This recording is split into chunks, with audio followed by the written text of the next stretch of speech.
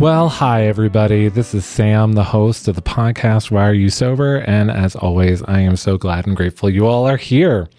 So, this podcast is a place where sober addicts can come and tell their stories, tell what their addiction was, where it brought them, how they got sober, and then why they continue to choose sobriety today, which is why it's called Why Are You Sober? If you happen to be a sober addict and would like to come on and tell your story, I would love that. So you can get in touch with me at sam@whyareyoussober.org, or you can go to my website, which is whyareyoussober.org, and connect with me there. And that's where you can also find other information about resources, especially in case you are somebody who is looking to get sober. If that also happens to be the case, you can also get in touch with me. Maybe you just have some questions, just have some thoughts. Maybe you know someone who's sober and just need someone to talk to. You can definitely get in touch with me as well. I would really love that. So last week, we had my friend Barbara on, and I got to tell you, it was so great to reconnect with her after such a long period of time and to just come together on our joint stories of sobriety. That has been one of the greatest gifts on this side of sobriety, is the connections that I've made that have just been so amazing, and connections with people who I thought were gone in my life and are now back again. That has been such a joyful experience to have. And this podcast has just been so wonderful. So this week, we have another friend of mine from my Gordon College days, and her name is Kory. Kory's story is a little different, but as always, I love that about all of our stories. And her story definitely has some periods of relapse, which I just encourage her as always. And she is an amazing spirit and person, and she is constantly persevering through stuff. But she is also a joyful light of a person to have in my life. So I hope you enjoy her story as much, again, as I enjoyed talking to her and reconnecting. So I'll start us off with the serenity prayer. Good and gracious friend, grant me the serenity to accept the things I cannot change, the courage to change the things I can, and the wisdom to know the difference. Amen. So glad you've come on to the podcast to tell your story. So you and I connected back at Gordon College, right? That's correct. Yeah. And what were you just a year behind me? I mean, I walked in 2004. Yeah, because I would have walked in like 2005. Yeah. Okay. But I had to leave school. But yeah. So we were just just a year apart. But I remember being in the deaf ministry with you. yes. Among other things, but yes, definitely the deaf ministry and working with you in chapel and stuff. So that was great. So so basically I usually start out by just asking people, what is your addiction? So I I'm consider myself an addict and an alcoholic. Mm-hmm. With the alcohol, and I also was addicted to medications, like prescription medications. Yeah. Yeah. And when did you kind of start doing that? Like, when did things kind of kick off? The very first time was probably I was like 15, 16, but it really got bad after like college. Okay.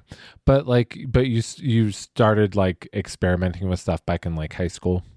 Yeah. And what was growing up like for you?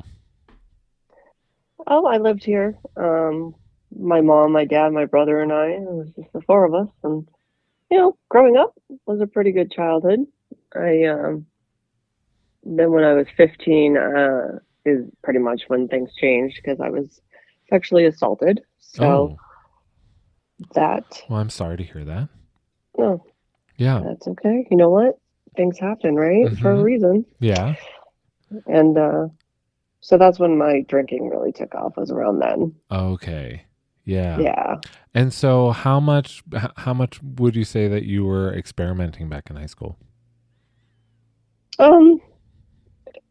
It started, with parties and just getting pretty hammered at parties, and then just it kind of went from there. It was like it got to a point where I was every day needing to drink, needing to take something. And it got to that point in high school already? No, Oh, no, no. No, that was that was after further college. down the road. Okay.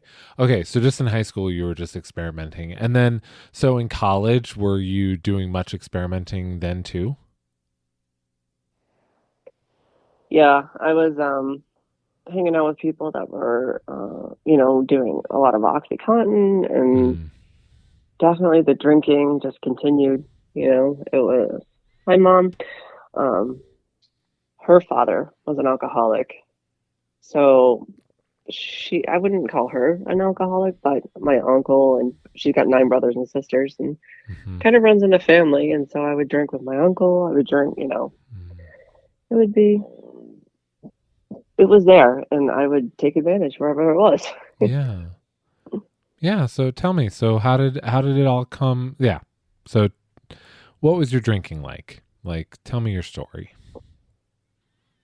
All right, yeah. So like in high school, I would drink, and I liked how I felt. Mhm. I liked the fact I wasn't feeling, actually, would probably be the best way to put it.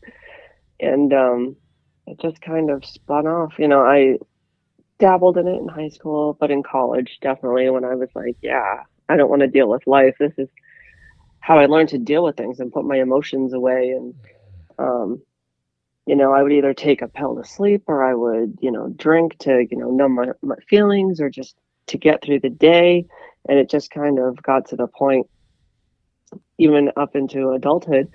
Um, I was working, I'm a nurse, and I was working at an office, and I was just so gone.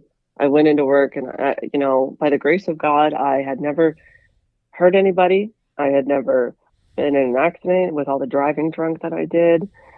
Um, so, but until that day when I was like uh, taking a patient's blood pressure and totally missed that it was sky high, off the charts. Mm. And I said he was fine. And he walked out of the office and had a heart attack. Oh my And gosh.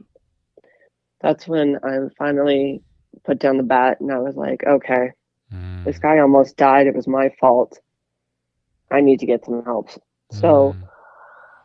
that day, I literally went to our case manager who was working, and I told her what was going on. I went to my PCP, and they both worked really hard to get me into a program. Um, I went to McLean Hospital. They got me Mm. in there, Mhm. and I was there to detox because I was also, dangerously, when you have so much Klonopin in your system, you're Mm. at risk of seizures, and you're at risk of high blood pressure yourself. And so I went there, and I was there for 5 or 6 days. And then from there, I went down to the Cape, and I Mm. was at a place called Recovering Champions. Mm. Yeah. They said, you'd be here 30 to 40 days. And I was like, okay. And it actually ended up being almost probably 50, 60.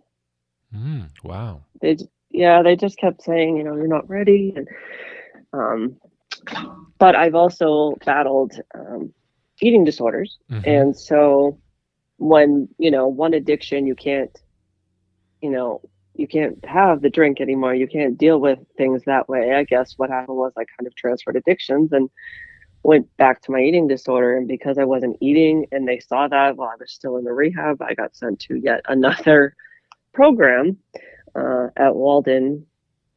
And it's like, but in all that, I've definitely learned, how, because, when I got discharged from there, I was there for another week. So total, I was in like three different hospitals in like 3 different months. And I came home and started going to AA. I definitely was hitting meetings, and, got a sponsor, started working steps, and learning how to deal with life without having to do all that, because the way I was going was not good. The fact that I almost killed someone else because I was just so out of it and not there for my patients, it was like that was my bottom right there. It was like, okay. Yeah. Yeah, I mean that's a sobering event to have happen in your life. I mean, that's terrifying for me. Yeah, just thinking about that. So when you were heaviest in your drinking, Hmm. what were you drinking about? Like, what were you coping? What were you coping over or dealing with that, was just too much? Well, a lot of it is because, this is, of course, a lot of the work over the years that I've done with therapy and everything, but I didn't know at the time that I was just stuffing the feelings down from the sexual assault, Mhm. and then Mhm. on top of that, just growing up and never dealing with that, and then just everything else, all the pains of growing up. This is how I learned to deal with life when something bad came up, something that I didn't know how to handle emotionally. That's how I handled it. Yeah, that you trained yourself that this is how I cope with this. Like Yeah. the shove, yeah, I shove it down and I just cope with it with feeling that way. Yeah, I definitely understand and resonate that, especially with my journey with my sexuality of just Mm. especially being at Gordon in the early 2000s, and I know that there were a few students who were not necessarily out, but definitely, um, you know, uh, present and making Mm. themselves known at Gordon at that time. Um, but that's exactly why I was, cope to going to alcohol to cope with it. Mm. And yeah, similar to you, mine didn't really start until college and until I could actually like legally drink, and I was like, buying it for myself. That's when it really like took off. Right. Yeah, Right. yeah. So before you got to that point where you finally, you know, um, gave up and you gave Yep. in, were like how were your family or your friends, or were they noticing anything? Was anyone like asking you questions or mentioning stuff to you or anything like that? Yeah, it's like definitely was in denial because I would have people say, we're concerned about you. Definitely they voiced, no one set up a, intervention like they have on TV or anything, but I've definitely had many friends and family being like, we're concerned about how much you drink. We're concerned about how much you like hide away in your room and sleep. No one really knew about the pills because I would just take those, but they would know that I was not acting myself. Yeah. Um, and they would just be like, something's off. Have you ever talked to a therapist? Constantly people like that. Um, and it's funny that I hear now that I just thought I was so good at hiding my feelings and hiding, but a lot of people did see. It's like if I talk to them now, they're like, yeah, you think you were hiding it, but we know you were hurting, but it's like if someone doesn't want help, there's not much you can do Yeah. except let them know you're there. Yeah. And I had a lot of friends that did that. And of course, Mm. I thought I was the loneliest person in the world when I really was not. Yeah, you know, Yeah, I isn't had, that it's one of the biggest lies that this disease tells us is, yeah, because yeah, totally. I have the same understanding of like of remembering all the people who were around me at that time and not feeling like I was alone, 100%.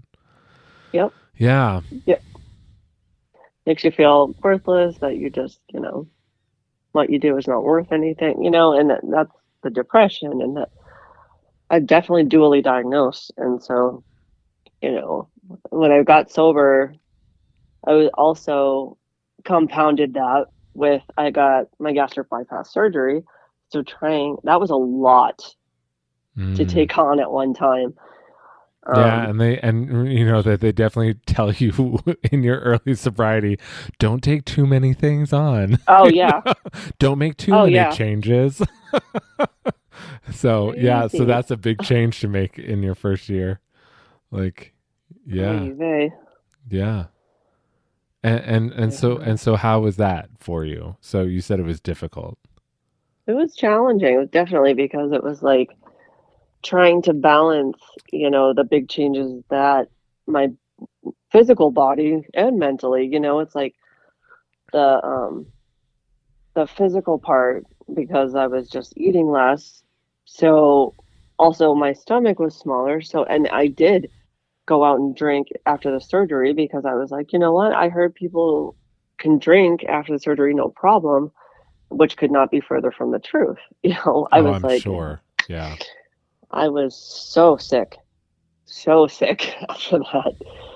I was like, I literally thought that I was dying. And the doctor even was like, I don't know what you were thinking. I mean, you sat through these classes and we said, alcohol, definitely not, especially right out of surgery, in the first couple months. And um, they even said no soda, the carbonation and things like that. So alcohol, Oh, definitely. yeah. And, but you would think that's enough to stop an alcoholic, but it's not. Mm-mm. I, I stopped for a while. I got about 7 months sobriety and then I had a relapse. Um, with, you know, diet pills and going back to taking medications again because I fell back into that depression where I was like, I was doing okay. I got in that mindset and that my disease just took over. I stopped going to meetings, Mm-hmm.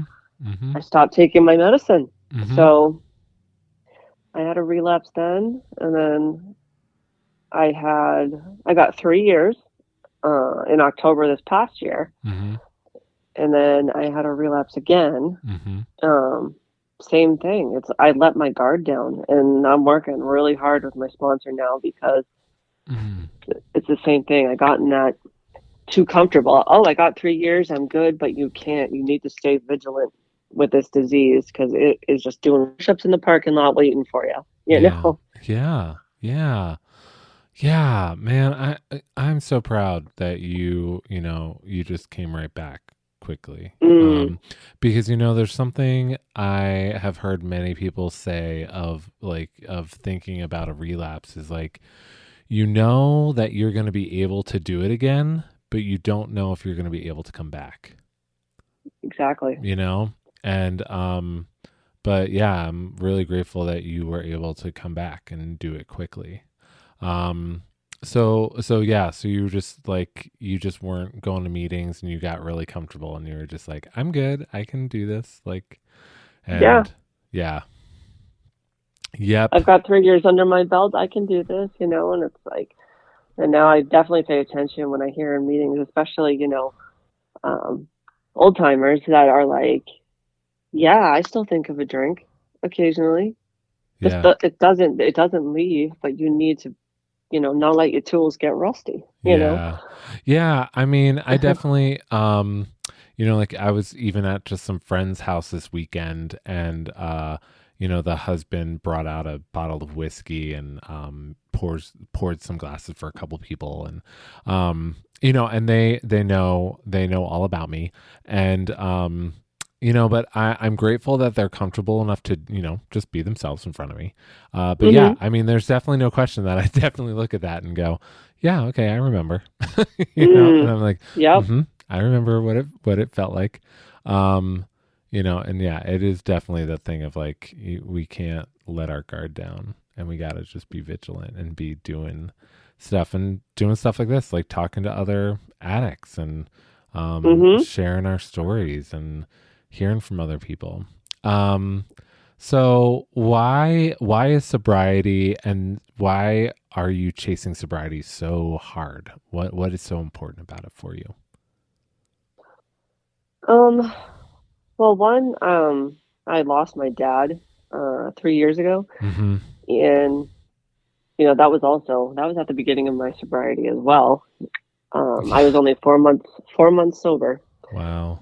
when he passed, and I just think of him a lot. That he would want this for me. He wouldn't want me to live the way I was living, um, Mm. and be so upset and so like down on myself. And he wanted the best for me. Him and I had a rocky relationship a lot of the time, but I know at the end of the day, he wanted what was best for me and would do whatever he had to do. And, he is inspiring me, Yeah. and I want to do it for myself and be there for my nephews and Mm. it's like, and I know when I don't go to meetings and how I feel, I start going on that downward slope. And it's like, when I don't reach out, it's like, that's when I get into trouble. Mm-hmm. And Mm-hmm. I need it for myself to be able to, this is like a new addiction. It's like a good addiction. It's like, I have to be at meetings because this is how I get through. Yeah.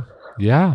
Absolutely. I mean, yeah, I also am like, I make sure that I go to at least one meeting a week, like just to make sure that I'm like touching base with people and Hmm. because, gratefully with this podcast I get to talk to a lot of addicts. So I feel very filled. And Yeah. but I also know the importance of, what, I'm filled, I have to go give. And I also need some time that I can sit and reflect and not maybe talk. Yes. Yes. Just listen to other people. Um, I know the importance of that, but also like I know for myself, like that walking and physical exercise has become a very important thing for me. I mean, and especially just walking. Like, I used to go to the gym and do all that stuff, and I've been like, you know what? I don't care anymore. I just want to like be healthy and feel happy. And so, Yes. I power walk a lot and I do like 5 miles a day. But I know that when I start to not do that and I maybe skip a meeting and I'm like, oh, stuff is starting to creep back in, and I'm Mm. like, I got to wake up tomorrow morning and just go for my walk. That's the first thing I have to do.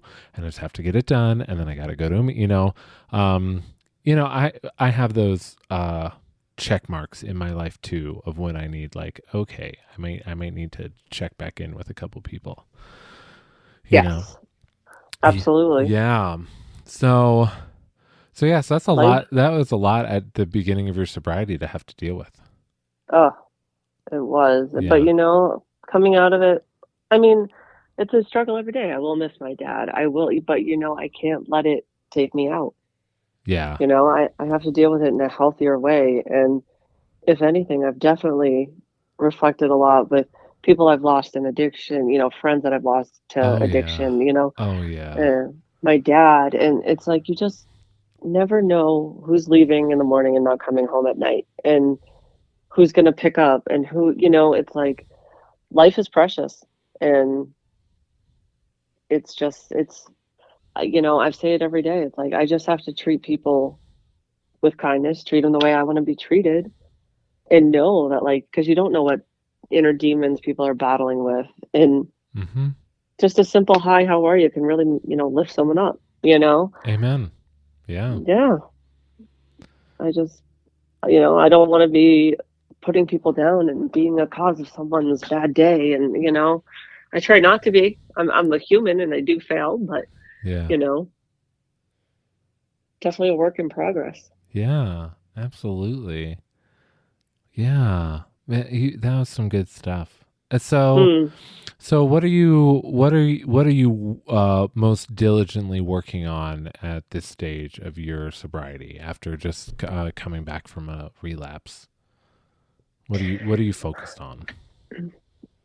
My sponsor and I are working on, because I used to just back out of things. I would always lie and be like, yeah, I would never commit to things. I would commit, but then I would back out. And then, so I'm working a lot on, we started back, I got it to like step 4 Mm-hmm. before my relapse. And she's like, you know what? Let's start over. We're starting over at step 1. Mm. And so I just finished step 1 with her again. And we're really working on, me committing to people and following through on things. And I'm Mm. actually doing 90 meetings in 90 days right now. Oh, cool. Um, that started back again because, I said I was going to do it back in November when I relapsed, and it didn't happen. And she's like, when are you going to get serious about this? And you know what? I don't like being called on my stuff, but it needed to be said. Yeah. It needed to be said. And Yeah. it's like, I'm really grateful that this lady is in my life, because she is not afraid to call me out on it and be like, listen, this is what I've done. This is what I'm suggesting you do. You don't have to take it, but you know what? I'm strongly suggesting, it's Yeah. like, you know, Uh, and, but I've definitely learned that what she says is worth definitely, being open-minded to and having the mhm. willingness to do what she says, because it's like she's been there. There's no alcoholic or addict that you can talk to that's going to be really shocked. You think you have the worst story or the worst thing, and it's like they look at you, you're like, yeah, okay, I've done that, like, Yeah. Oh yeah. Or they're like, or I know someone who did something even worse than that. So they're looking at you like, yeah, it's not that bad. Like, right? yeah. Oh yeah. Well, that sounds awesome. I'm really glad for you, and I'm really really pleased, and just so grateful that you are choosing this life of sobriety, Yeah. and putting yourself first and making yourself important. Because there's nothing wrong with being self-centered. No. We need to center ourselves and take care of ourselves and be good to ourselves. It's when we move the self-centeredness to selfishness that that's when Yeah. things start to go bad. You know, Absolutely. and like what you're working on with your sponsor. The just committing to things, but also, if you can't, then just say you can't and be okay with that. And if just be good to yourself. If you don't have to volunteer for everything. Like, Right. yeah, That got in the way a while too, because I would find myself saying, yes, I'll work this extra shift. Yes, I'll work overtime. Yes, this, I would yes myself literally to death with yeah, my bosses. And when I finally, because I realized that was like basically yet another addiction. I was going to work and staying late, so I didn't have to come home and deal with anything else. yeah, And it's like that's not really healthy either. I'm like, holy moly, that's what I'm doing exactly. yeah. And so when I finally started setting up boundaries, telling my boss no, they literally looked at me and said, "Did you just say no?" I was like, Yeah. "Yeah, Yes, I did, and I mean that. I mean that. I can't work tonight. I'm going home and I'm gonna just probably just sit on my butt. To be completely honest, I don't Yeah, have to work the shift because you asked. yeah. But yeah, it's like they have to step back and realize, and I've done that with a couple of people. People have done it with me, set boundaries because when I was in active addiction, I've built up a distrust with some people, and it's going to take time to get it back. But you know what? Hmm.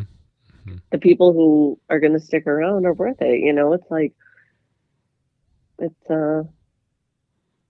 it's a great program. Like the more I'm just getting like into it and getting involved and getting in service work, I'm like, these people are amazing. Hmm. What these people have overcome in life, and it's just I work as a nurse, and I know some nurses that they see people that are coming in and on these medications or do you know what MAT is? No. Medication assisted treatment. So they're on like a program. So they come Yeah. in and they're on oxycodone, but they're being monitored, like urine samples and things like that, to make sure they're taking the right dose, the right amount when they need to take it. Yeah. And these nurses that are like, oh, well, the drug addict's coming in again, or this or that. It's like, how do you even stand yourself for like just passing judgment on this guy that you don't even know what's going on? You Yeah. don't know his story. You don't. And I think Yeah. that just makes me a Where's more the compassionate nurse. yeah, where's the empathy? Like, Right. yeah, I know. Sometimes I feel like empathy is one of the biggest things that is lacking in our world right now. A hundred And percent. it just breaks my heart. But yeah, you're right. Like, come on. That they're a person too. Like, Yeah. so yeah. Everybody's got a story. Everybody's got a story. Well, yeah. Yeah. Well, Kory, I am so glad that you are back and just loving it, and I'm really grateful that you came on and told your story, and we're just honest and vulnerable. But like, just come. you telling your story, it just was awesome how comfortable you were. Just being like, you know what, this happened, and I'm working on it, and I'm really proud of you for that.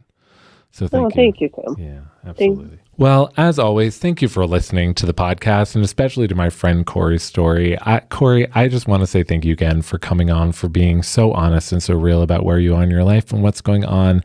And just, I'm going to keep encouraging you to call me or call your friends, or just be the person you are, and let us know if you ever need help again. That's the wonderful thing about this podcast and these stories and the connections I've been making. It's just getting in touch with people and being available for people, because that's what this is about. It's about community. To get through sobriety, you need community. Man, I can't tell you enough how much you actually need community out there. And I know relapse is a part of a lot of people's stories. It happens to them, and it's real, and it's true, and it's hard, and it sucks. And I've known people who have relapsed after 20 years of sobriety. It's possible for anybody, and that's a terrifying thing.